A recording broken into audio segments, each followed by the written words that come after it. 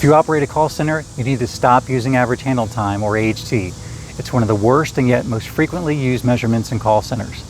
You see, most call centers want to reduce their AHT because it's a general indicator of how productive agents are on the phone. Lower AHT means agents are handling more calls for the same cost, therefore reducing the overall operational cost of the call center. However, AHT is so often misunderstood and misused that I believe it causes more harm than good. For example, let's say that you have two customers calling. The first customer calls 2 times for 2 separate issues and spends 500 seconds on each call. The second customer calls only 1 time with the same 2 separate issues but spends 800 seconds on the 1 call.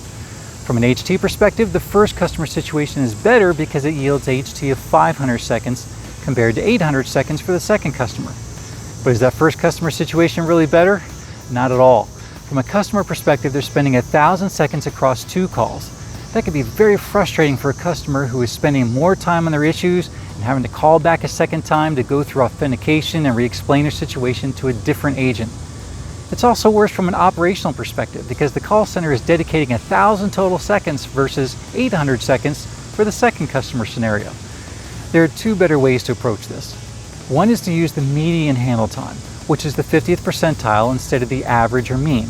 And if possible, it's better if that can be measured down to the actual call reason, since one call can very often have multiple reasons per call.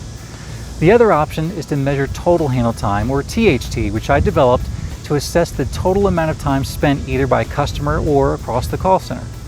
THT gives you a better customer perspective, plus it can help you operationally by not chasing phantom issues. For example, suppose you improved a problem for your customers so that they don't have to call in about it. Eliminating those calls can make your AHT go higher, making you think something is wrong. But if you were instead measuring the total handle time, or THT, you'd see the overall call time is getting better, so you don't have to waste your time fixing something that ain't broke.